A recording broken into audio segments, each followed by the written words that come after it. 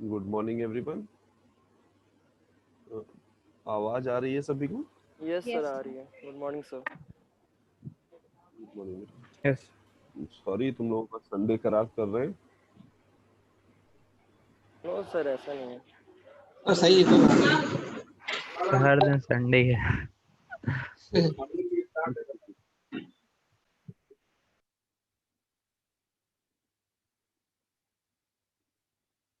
बाकी लोगों के पास इंफॉर्मेशन तो थी ना, क्योंकि आई गेस अभी तक केवल 26 पार्टिसिपेंट ही दिख रहे हैं।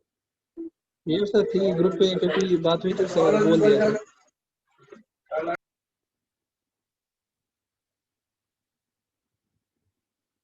अच्छा, लास्ट क्लास में हमने अभी तक क्या डिस्कस किया था?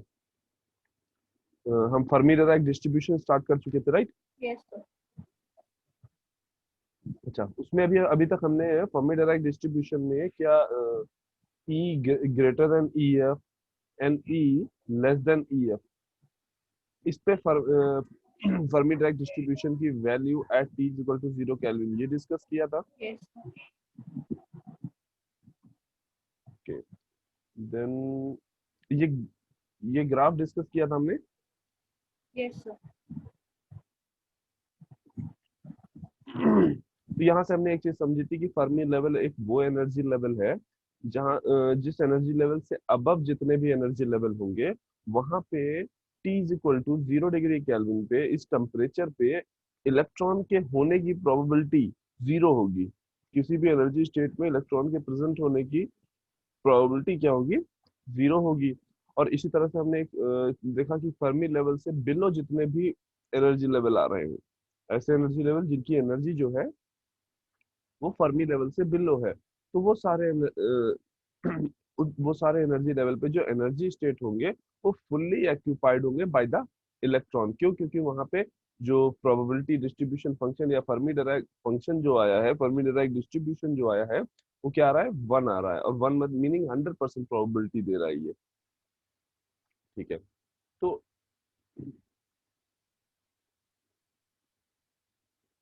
नेक्स्ट हमें दिख रहा था कि मतलब जब हम बात कर रहे हैं, अभी तक हमने बात की जब हम टेम्परेचर 0 डिग्री केल्विन की बात कर रहे थे। ठीक, नेक्स्ट जब हमने कहा कि हम रूम टेम्परेचर या थोड़ा सा टेम्परेचर इंक्रीज करके तब बात करें जब सेमीकंडक्टर इंसुलेटर से वापस सेमीकंडक्टर की फॉर्म में आ जाए। हमें पता है जब तक 0 डिग्री केल्विन पे आप बात करते हो तब तक कोई भी कोवेलेंट बॉन्ड ब्रेक नहीं हुआ होता है, इलेक्ट्रॉन होल पेयर जनरेट नहीं हुए होते हैं। तो वहां पे जो तुम्हारा कंडक्टिविटी होगी सेमीकंडक्टर की वो 0 होगी।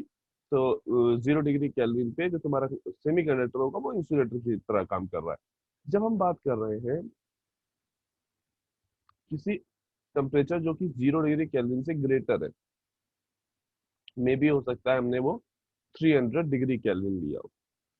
ठीक है, जब इस टेम्परेचर पे हम बात कर रहे हैं कि और हम फाइंड आउट करना चाह रहे हैं कि फर्मी डिराक डिस्ट्रीब्यूशन बताओ जब energy level E is equal to है ई एफ के। हमें ई एफ से ग्रेटर का पता चला था, ई एफ से लेस देन का पता चला था कब? जब हम टेम्परेचर 0 डिग्री केल्विन कर रहे थे।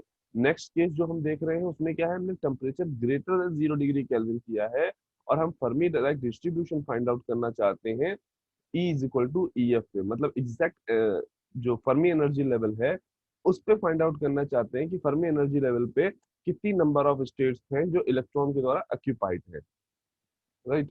तो अब हमें पता है कि हाँ, जो तुम्हारा फर्मी डिराक डिस्ट्रीब्यूशन होता है वो क्या होता है?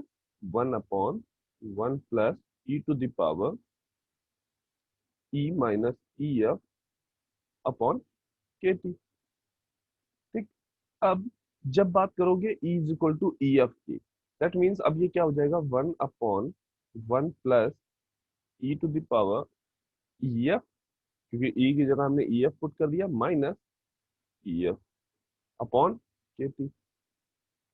तो ये होल क्वांटिटी क्या हो जाएगी? ई टू द पावर 0, और ई टू द पावर 0 मतलब 1। तो ये टोटल हमें क्या दे देगा? 1/1 प्लस 1 implies दैट 1/2। तो हमें यहाँ से क्या देखने को मिल रहा है कि जब एग्जैक्ट आप बात कर रहे हो फर्मी लेवल की, मतलब एग्जैक्ट बात कर रहे हो कि फर्मी एनर्जी लेवल पे बात कर रहे हो, वहां पे जब आप फाइंड आउट करते हो कि इलेक्ट्रॉन के ऑक्यूपाई होने की प्रोबेबिलिटी क्या है, एनर्जी स्टेट के इलेक्ट्रॉन एनर्जी स्टेट के ऑक्यूपाई होने के बाय द इलेक्ट्रॉन, इसकी प्रोबेबिलिटी क्या है। तो हमें पता क्या चला कि 1/2 है।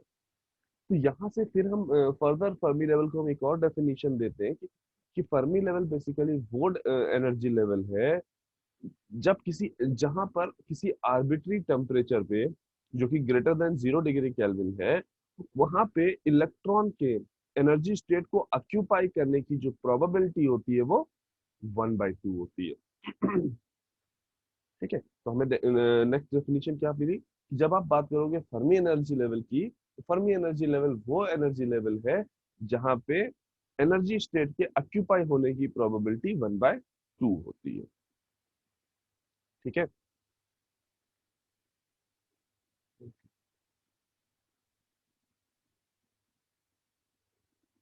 ओके। नेक्स्ट फर्दर प्रूविंग्स के लिए हमें फर्मी डिराक डिस्ट्रीब्यूशन का एक अजम्पशन लेना या अप्रोक्सीमेशन लेना था। ठीक है, वो बेसिकली लिया बोल्ट्जमैन ने। उन्होंने कहा कि अगर किसी arbitrary energy level E minus Fermi energy level को, कि इन दोनों का जो सब्सट्रैक्शन है ई माइनस ई एफ, इसकी वैल्यू अगर वेरी वेरी ग्रेटर देन होगी के टी, तो आप जो ये जो फर्मी डायरेक्ट डिस्ट्रीब्यूशन लिख रहे हो 1/1 plus E to the power E minus E F upon के टी, इसको आप ये भी लिख सकते हो e to the power minus E minus E F upon के टी। ठीक है, तो उन्होंने ये बोल्ट्जमैन अप्रोक्सीमेशन लिया। मीनिंग रीजन ये था इस अप्रोक्सीमेशन को, एक्चुअल में इस प्रोबेबिलिटी फंक्शन को हमें कई जगहों पे यूज करना पड़ेगा। अभी आगे भी हम देखेंगे कैसे इसको यूज करेंगे। हमें इलेक्ट्रॉन और होल का कंसंट्रेशन फाइंड आउट करने के लिए हमें इस फर्मी डायरेक्ट डिस्ट्रीब्यूशन को यूज करना हो रहा था। अगर हम इस पूरी होल क्वांटिटी को यूज करते तो हमारी जो कैलकुलेशन थी वो काफी मतलब डिफिकल्ट हो जाती। तो उसके लिए हमने क्या किया था, ये बोल्ट्जमैन ने अप्रोक्सीमेशन दिया था कि मीनिंग ठीक है, कुछ कहीं ना कहीं कुछ थोड़ी एरर रहेगी, बट अप्रोक्सीमेटली इसमें कोई इशू नहीं है कि अगर आप इसको इस फर्मी डायरेक्ट डिस्ट्रीब्यूशन को इस तरह से यूज कर लें। कब, जब energy E minus E F very very greater than है के टी। राइट, कुछ हद तक ये समझ भी सकते हैं कि हाँ ये जब E minus E F very very greater than होगा के टी के, दैट मीन्स ये जो होल वैल्यू होगी, ये वाली जो होल वैल्यू होगी e to the power E minus E F upon के टी, ये क्या होगी, e to the power E minus E F upon के टी, ये क्या होगी, वेरी वेरी ग्रेटर देन होगी 1 से। ठीक है, अब जब अगर ई माइनस ई एफ को आप वेरी ग्रेटर देन दोगे के टी से, तो आपका जो ये वाला टर्म होगा ये बहुत ज्यादा ग्रेटर होगा 1 से। तो हमने यहाँ पे क्या किया, 1 को निग्लेक्ट कर दिया।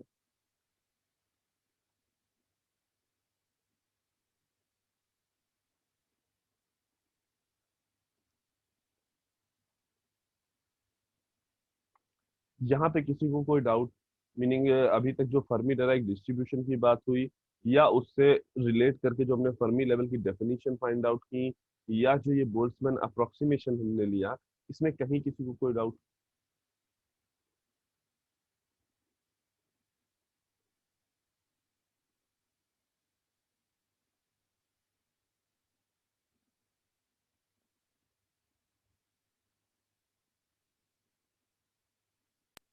सर एक बार एक्सप्लेन कर दीजिए अप्रोक्सीमेशन वाला फिर से।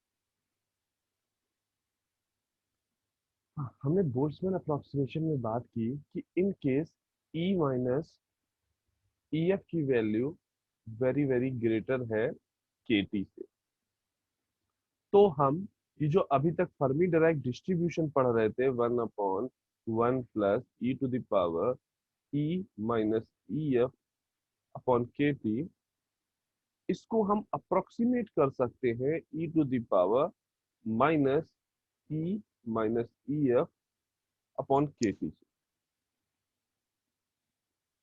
ठीक है, हम इसकी वैल्यू, ये जो ये टर्म हमने पढ़ा था फर्मी डायराक डिस्ट्रीब्यूशन का, इस टर्म की वैल्यू अप्रोक्सीमेटली ये ले सकते हैं कब, जब E minus E F very very greater than हो के टी से।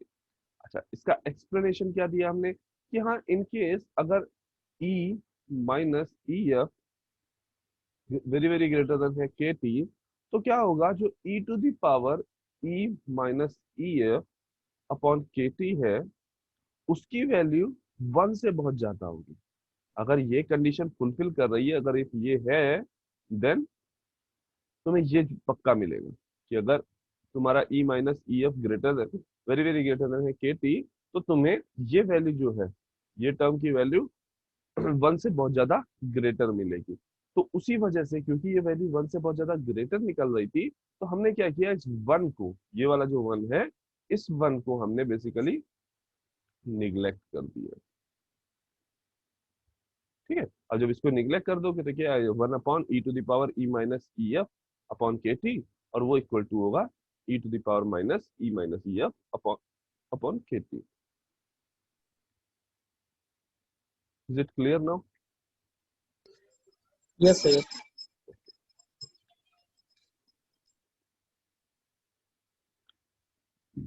नेक्स्ट जो बेसिकली हमें देखना है वो है concentration of electron in conduction में। Concentration of electron in conduction. First thing तो हमें ये समझनी है कि हम यहाँ केवल ये क्यों फाइंड आउट करने की कोशिश कर रहे हैं कि हम इलेक्ट्रॉन जो है वो कंडक्शन बैंड में ही क्यों फाइंड आउट करने की कोशिश कर रहे हैं। और भी तो एनर्जी बैंड थे, हमने तो, अरुणेश,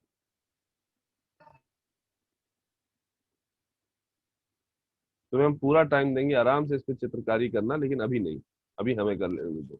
सर वो सॉरी गलती से हो गया था सर, वो नहीं कोई वो इंटेंशन नहीं था ऐसा सर। ठीक है, कोई बात नहीं। तो जब हम बात कर रहे हैं कंसंट्रेशन की, तो हम बेसिकली जो कंसंट्रेशन फाइंड आउट करना चाह रहे हैं इलेक्ट्रॉन्स का, वो इसलिए फाइंड आउट करना चाह रहे हैं कि हम जो ये सेमीकंडक्टर पढ़ रहे हैं, इनकी जो इलेक्ट्रिकल कैरेक्टरिस्टिक्स है, ठीक है, अभी आगे जाके वही वीआई कैरेक्टरिस्टिक की तरह दिखाई देने लगेंगी, इन सब चीजों को हम बेसिकली फाइंड आउट कर सके कि ये जो इसकी जो इलेक्ट्रिकल प्रॉपर्टीज है सेमीकंडक्टर की, वो कैसे कैसे किन किन चीजों पे डिपेंडेंट है, कैसे कैसे इनका चेंजेस होते हैं। तो ये सारी चीजें फाइंड आउट करने के लिए बेसिकली हम concentration of electron find out करना चाह रहे हैं। ठीक, अब कंसंट्रेशन ऑफ इलेक्ट्रॉन आप कंडक्शन बैंड में क्यों फाइंड करना चाह रहे हैं, तो इसका रीजन ये है कि देखो, जब हम बात करते हैं इलेक्ट्रिकल प्रॉपर्टीज की, मीनिंग कहीं ना कहीं बात कर रहे हैं हम करंट की, और सेमीकंडक्टर के केस में करंट दो ही केस से हो सकती है, एक जो इलेक्ट्रॉन की वजह से, और वो इलेक्ट्रॉन कहाँ होना चाहिए, कंडक्शन बैंड में, मीनिंग वो इलेक्ट्रॉन फ्री होना चाहिए, तब सेमीकंडक्टर में करंट फ्लो होगी, या एक होल होना चाहिए वैलेंस बैंड में। ठीक है, तो ये वैलेंस बैंड का होल और कंडक्शन बैंड का इलेक्ट्रॉन, वो क्या करता है, वही सेमीकंडक्टर में करंट फ्लो करा सकता है। मीनिंग एक ऐसा इलेक्ट्रॉन जिसकी एनर्जी ईसी से ग्रेटर देन होगी, जो हमारी लोएस्ट कंडक्शन बैंड की एनर्जी लेवल है ईसी, उससे ज्यादा होगी, वही इलेक्ट्रॉन कंडक्शन प्रोवाइड कर सकता है। और सिमिलरली एक होल जिसकी एनर्जी ईवी से लेस देन होगी, मतलब highest energy level of valence band से लेस देन होगी, वही होल आपको कंडक्शन प्रोवाइड कर सकता है। ठीक, दैट इज वाई हम यहाँ पे क्या कर रहे हैं, जो कंसंट्रेशन है यहाँ पे, वो इलेक्ट्रॉन का कंडक्शन बैंड में निकाल रहे हैं। अभी इसके बाद कंसंट्रेशन ऑफ होल निकालेंगे, और वो हम निकालेंगे वैलेंस बैंड में, कि वैलेंस बैंड में एक्चुअल में हमें कि जो कंसंट्रेशन है वो वहाँ पे कितना मिल रहा है। अच्छा, यहाँ पे जो हम बात कर रहे हैं कि बार बार बोल रहे हैं कंसंट्रेशन कंसंट्रेशन, तो कंसंट्रेशन बेसिकली क्या बताता है कि किसी पर्टिकुलर सेमीकंडक्टर में जो एटम पर यूनिट वॉल्यूम है या मॉलिक्यूल पर यूनिट वॉल्यूम है या पार्टिकल पर यूनिट वॉल्यूम है। जब हम कंसंट्रेशन की बात कर रहे हैं, किसी भी चीज की जब कंसंट्रेशन की यहाँ पे हम बात करेंगे तो वो हम बात कर रहे होंगे पर यूनिट वॉल्यूम की। मीनिंग अगर हम इलेक्ट्रॉन का कंसंट्रेशन बोल रहे हैं कि 10⁻21 है इलेक्ट्रॉन का कंसंट्रेशन, तो मीनिंग हम कहना ये चाह रहे हैं कि पर यूनिट वॉल्यूम में 10⁻21 इलेक्ट्रॉन्स अवेलेबल है इस सेमीकंडक्टर में। हम अगर हम बोल रहे हैं कि जो कंसंट्रेशन ऑफ इलेक्ट्रॉन है वो कितना है, एन 10⁻21 है पर सेंटीमीटर क्यूब। मीनिंग हम कहना क्या चाह रहे हैं कि जो number of electron with in the unit volume जो है वो कितने हैं, 10⁻21। अच्छा, नेक्स्ट एक क्वेश्चन का आंसर तुम बताओ। मेरे पास 10 चेयर्स है, ठीक है। अच्छा, उन 10 चेयर्स में मैं देख रहा हूँ कि उसमें उनके जो फिल्ड होने की प्रोबेबिलिटी है वो 1/2 है। तो क्या मैं बता सकता हूँ कि टोटल नंबर ऑफ वो जो चेयर्स जिस पे लोग बैठे होंगे वो कितनी होंगी?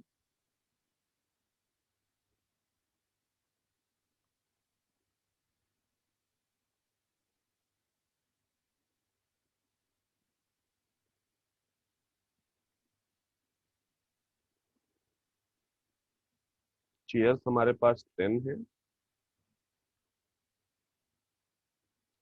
और उस चेयर के फिल होने की प्रोबेबिलिटी जो है वो 1/2 है। तो क्या हम बता सकते हैं कि कितनी नंबर ऑफ चेयर्स होंगी जो फिल्ड होंगी या जहां पे कोई ना कोई बैठा होगा?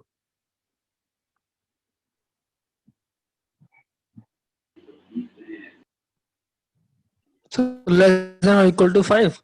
हम्म, Yes, 5. Less than or equal to 5. Less than और इक्वल टू क्यों होगा? सर 5 ही होगा क्योंकि 1/2 मतलब हाफ दिया गया, तो 1/2 का प्रोबेबिलिटी 5 ही होगा। Exactly exactly. Vaibhav Gupta, roll number 34।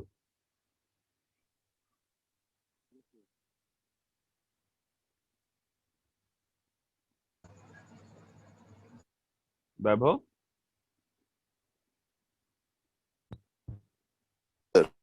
Mic खराब है। Hmm, yes sir.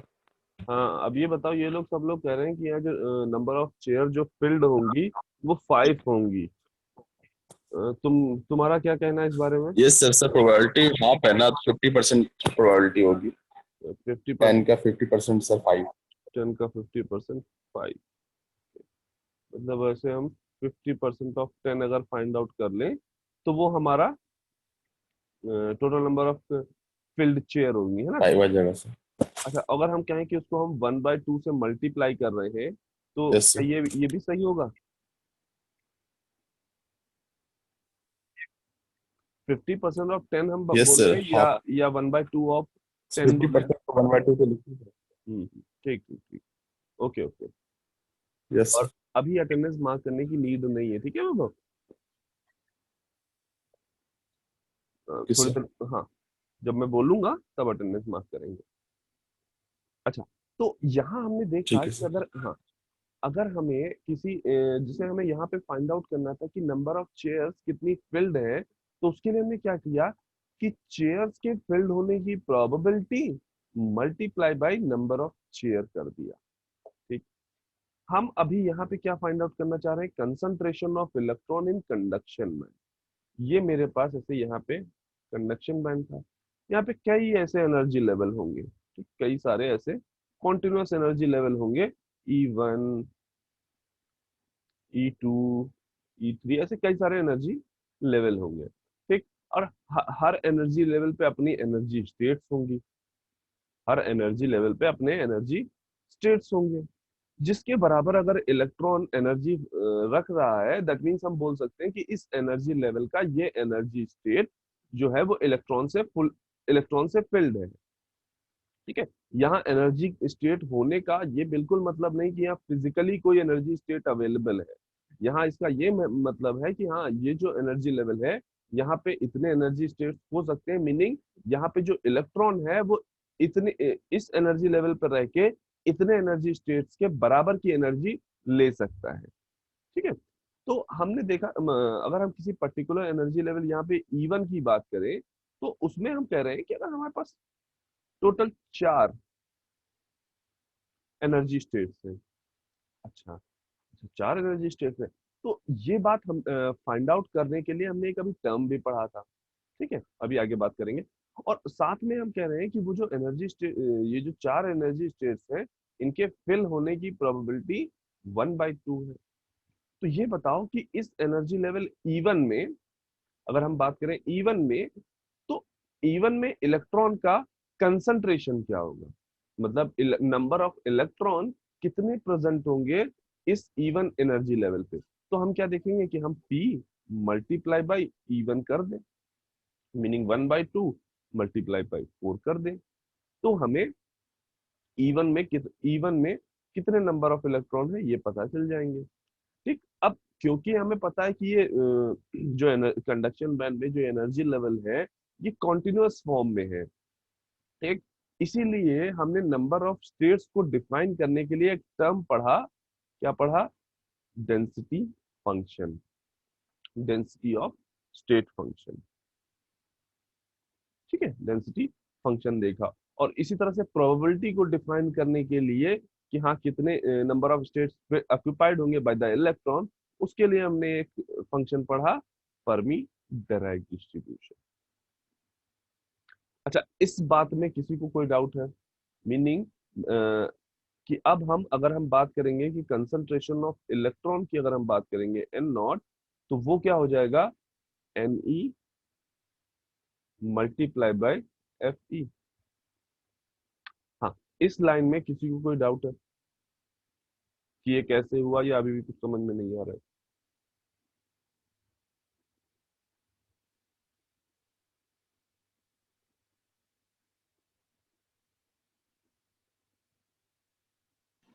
सर वो E1 इक्वल्स टू 4 क्या लिया गया था? E1 इज इक्वल टू 4 हमने लिया था कि किसी एनर्जी स्टेट E1 पे 4 नंबर ऑफ एनर्जी स्टेट है, मतलब 4 एनर्जी स्टेट है जिसमें जिनके ओके सर, बराबर इलेक्ट्रॉन एनर्जी ऑक्यूपाई कर सकते हैं। Okay sir. ठीक है, तो क्योंकि हम यहाँ पे बात कर रहे हैं किसी स्मॉल एनर्जी लेवल, मतलब कंडक्शन बैंड के किसी स्मॉल पार्ट या स्मॉल एनर्जी लेवल की बात कर रहे हैं, तो अभी हम इसको DN0 लिख लेते हैं।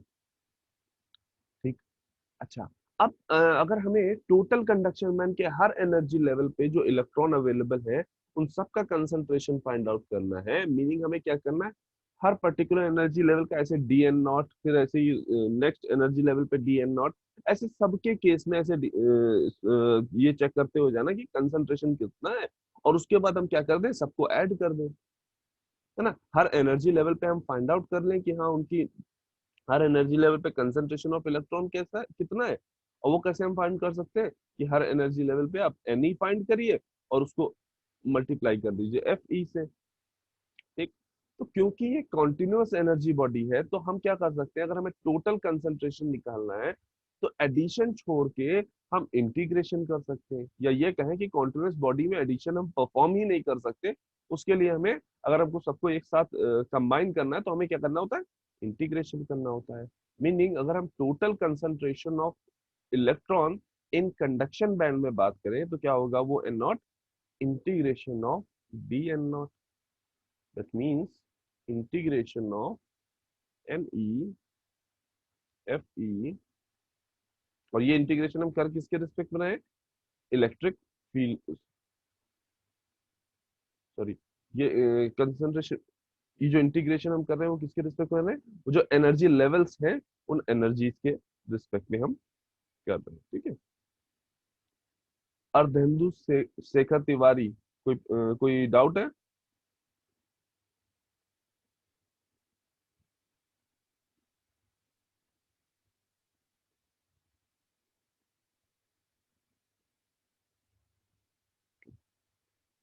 ठीक है। तो अब हमें यहाँ से ये एक इक्वेशन तो मिल ही गई कि हाँ अगर हमें टोटल कंसंट्रेशन निकालना है तो वो क्या होगा, integration of any multiply by F E into with respect to d E. अब फर्स्ट थिंग जो हमें यहाँ पे डिसाइड करनी है कि हाँ पहले लिमिट डिसाइड करना है।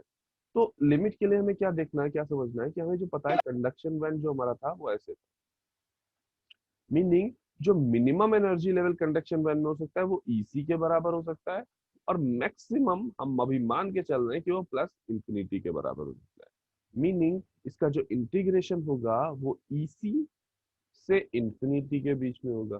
तभी तो हम पूरे सारे एनर्जी लेवल के की बात कर पाएंगे और उसमें पूरे कंडक्शन बैंड में जो नंबर ऑफ इलेक्ट्रॉन है उनका जो कंसंट्रेशन है उसको हम फाइंड आउट कर पाएंगे। ठीक। नेक्स्ट, हमने जो एम ई पढ़ा था फॉर कंडक्शन बैंड, वो क्या था, gamma under root E minus E सी, है ना। रीजन ये था, हमने दिया था कि हाँ भाई जितने भी एनर्जी लेवल की आप बात करना चाह रहे हो वो सब ग्रेटर देन ईसी की बात करना चाह रहे हैं, इसलिए gamma under root E minus E सी।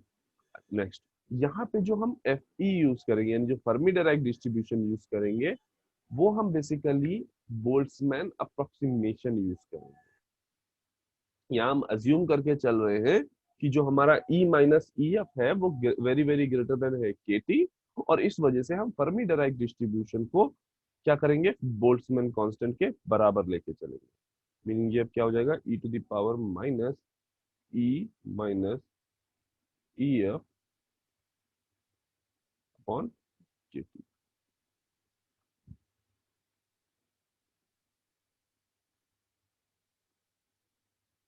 ठीक है। अब इन दोनों की हम यहाँ वैल्यू पुट कर दें तो हमारे पास n naught is equal to क्या आ जाएगा, integration E C to infinity gamma under root E minus E C into e to the power minus e minus ef by kt de। Next, अब इस इंटीग्रेशन को solve करने के लिए, इस इंटीग्रेशन को बेसिकली सॉल्व करने के लिए हम एक अजम्पशन ले रहे हैं कि e minus E C is equal to क्या है, k T x. That means हमने क्या लिया है, x is equal to E minus E C upon के टी। ये जो अंडर रूट में टर्म था उसको हमने के टी एक्स के बराबर रख लिया। ठीक। तो अब जब यहां से हम dx देखेंगे तो वो क्या आएगा, dx इज इक्वल टू क्या आ जाएगा, de अपॉन के टी।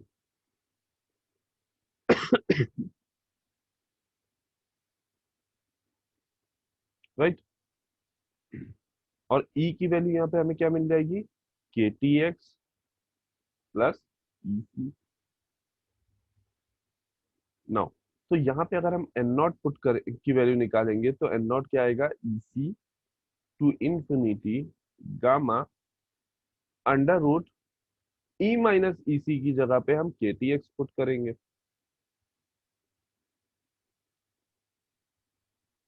और यहाँ पे e की जगह पे ये k T x plus E C put करेंगे, तो e to the power minus E C plus k T x minus E F upon के टी। देन डीई की जगह पे हम क्या पुट कर सकते हैं, के टी इंटू डी एक्स। ये क्या आ जाएगा, के टी इंटू डी एक्स। अच्छा, इस इक्वेशन तक किसी को कहीं पे भी कोई डाउट है?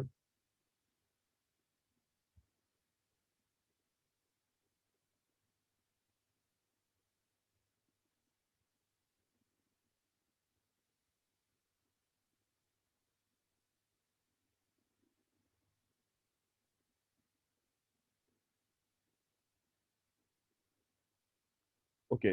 अब यहाँ पे जो हमें देखना है वो ये फाइंड आउट करना है कि क्योंकि हम जब इंटीग्रेशन अब जब ये कर रहे हैं वो बेसिकली एक्स के रिस्पेक्ट में कर रहे हैं।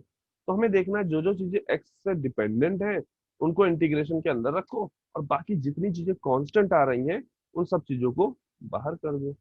अब यहाँ देखो, under root K T x, तो अंडर रूट के टी जो होगा वो बाहर निकाल सकते हैं हम, अंडर रूट एक्स अंदर रहेगा, लैम्डा कांस्टेंट है with respect to X, easily बाहर चला जाएगा।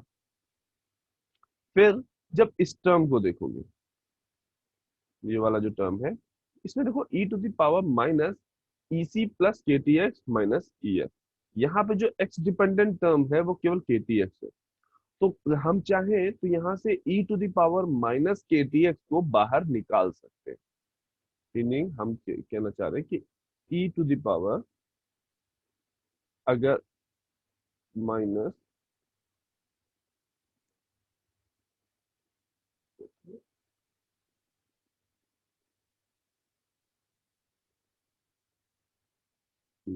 ई C plus k T x minus E F upon के टी को चाहो तो इस तरह से लिख सकते हो, e to the power minus E C minus E F upon के T multiply by e to the power minus के टी एक्स अपॉन के टी। हमने सिंपली ये किया है कि e to the power x into y था, उसको हमने simply, sorry, e to the power x plus y था, उसको हमने सिंपली क्या लिख लिया, e to the power x multiply by e to the power y। तो हमें ये टर्म इजिली मिल सकता है। ठीक है, तो यही काम हम बेसिकली अपनी इस इक्वेशन में करेंगे, और उससे हमें क्या होगा, e to the power minus E C minus E F upon के टी जो कि कांस्टेंट होगा विद रिस्पेक्ट टू x, उसको हम बाहर ले लेंगे, और e to the power minus X, ठीक है, क्योंकि वहां के टी अपॉन के टी हो रहा था, तो वो क्या आएगा, e to the power minus X, और उसको हम क्या करेंगे, यहाँ से ये वाला टर्म जो आएगा तो क्या आएगा, e to the power minus X, ये वाला टर्म आएगा e to the power minus X, और उसको हम इंटीग्रेशन के अंदर रखेंगे।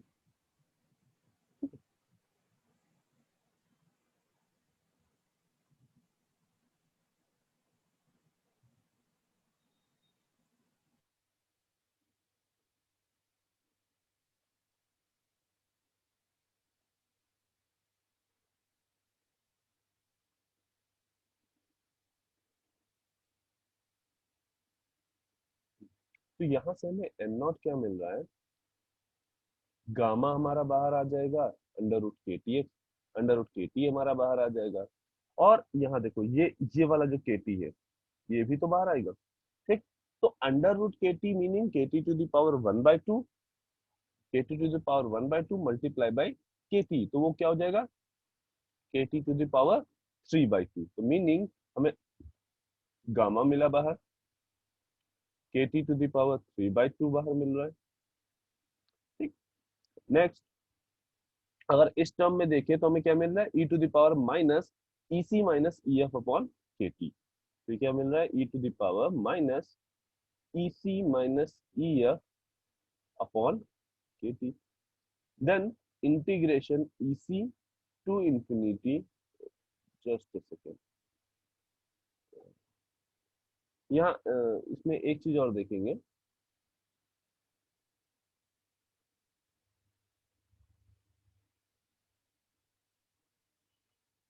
हमने यहाँ पे एक्चुअल में x is equal to E minus E C upon के टी तो लिया, बट हम लिमिट चेंज करना जरा भूल गए थे। ठीक है, तो जब हम देखेंगे कि अगर e की वैल्यू इज इक्वल टू ई सी है तो x इज इक्वल टू क्या आएगा, यहाँ से 0 आएगा, और जब e is equal to infinity है तो x इज इक्वल टू क्या आएगा, इंफिनिटी आएगा।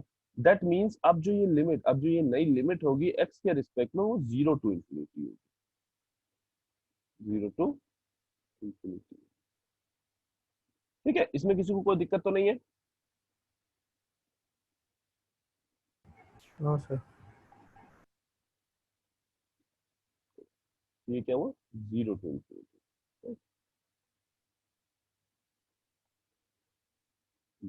अच्छा, अंदर जो हमारे पास टर्म बचा वो एक था under root X multiply by E to the power minus X, और कोई टर्म बच रहा? तो under root X E to the power minus X D X. तो ये जो टोटल फंक्शन बना, ये जो इंटीग्रेशन के अंदर ये जो फंक्शन बना, इसको हम बेसिकली इन जनरल बोलते हैं गामा फंक्शन। तो हम क्या बोलते हैं? Gamma function. ठीक है, और इस इंटीग्रेशन की डायरेक्ट हमारे पास इसकी जो वैल्यू है वो डायरेक्टली हमारे पास अवेलेबल रहती है कि गामा फंक्शन अगर है, meaning integration under root Y E to the power minus Y D X, meaning कोई भी सॉरी डी वाई, मीनिंग किसी भी आर्बिट्री कांस्टेंट y के लिए, अगर आप आर्बिट्री वेरिएबल y के लिए अगर आप बात करोगे तो भी ये क्या आएगा? Under root pi by 2। मतलब तुम चाहो तो यहाँ पे y की जगह पे x ले लो, जैसा कि हमारे क्वेश्चन में। तो इसकी वैल्यू जो होगी वो किसके बराबर होगी? Under root pi by 2, under root pi by 2।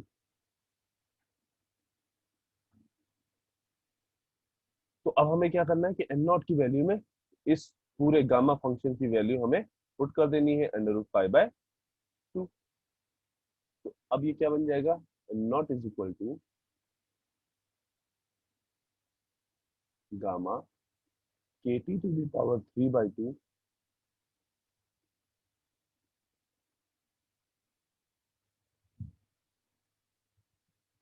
Okay. ऐसा करो सभी लोग, मैं मीटिंग एंड कर रहा हूँ, सभी लोग वापस रिज्वाइन कर लो।